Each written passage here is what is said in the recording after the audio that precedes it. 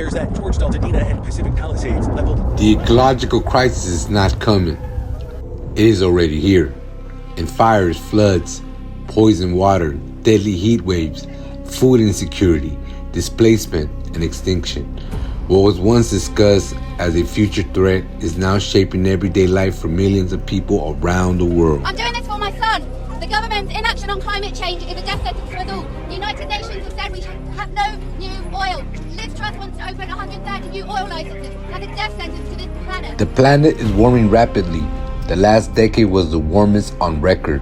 Fossil fuel production has increased greenhouse gases to levels not seen in modern human history.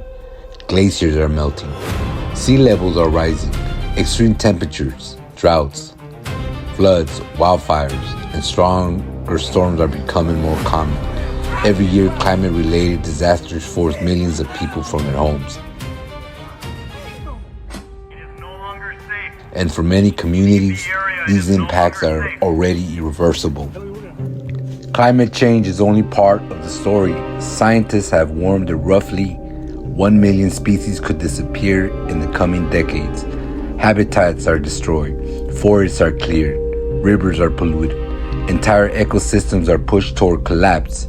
Meanwhile, microplastics are entering our food, water, air, blood, and even our organs. Industrial agriculture depletes soil, contaminates water, and creates dependence on chemical fertilizers and pesticides. The earth is being treated as a source to exploit rather than a system that sustains life. Hey, Melissa, now the rhinos keep saving. It's hard to be an eco-warrior, but it's easy to drive like one. Introducing the most fuel-efficient crossover, the Kia Niro. As environmental awareness grows, corporations market themselves as part of the solution. But many of these solutions leave the underlying system untouched. Greenwashing creates the appearance of sustainability while pollution continues. Carbon offsets allow corporations to purchase credits rather than significantly reduce emissions. Even renewable energy, when organized around endless growth and profit, can create new forms of extraction and ecological damage. The question is not simply what technology we use. The question is who controls it and for what purpose.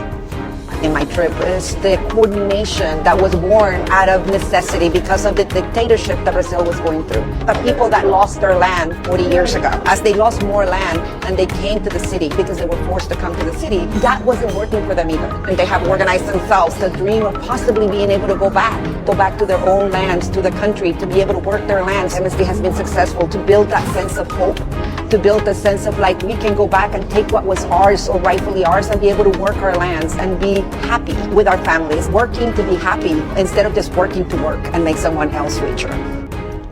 Around the world, people are already building resistance.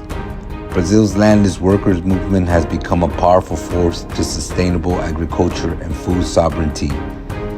Indigenous communities and their allies continue to defend land and water from destructive pipeline projects. Communities organize against deforestation, pollution, displacement, and environmental injustice. These are not isolated struggles. They are connected efforts to defend life, protect future generations, and create alternatives to systems built on exploitation.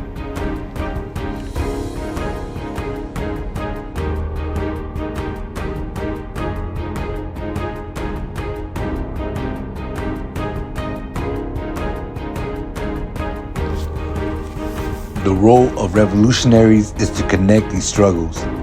Environmental destruction cannot be separate from poverty, racism, war, housing, healthcare, labor, and democracy. The climate crisis is not simply an environmental issue. It is a social issue, an economic issue, a human issue. A sustainable future requires production organized around human need rather than profit. It requires cooperation, planning, democracy, and stewardship of the earth.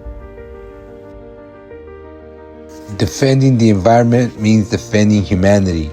The ecological crisis challenges us to imagine a different future and fight for it. A livable planet requires more than awareness. It requires action, it requires solidarity, and it requires the courage to transform society itself. Read the full article, Defending the Environment is Revolutionary. Read, discuss, organize.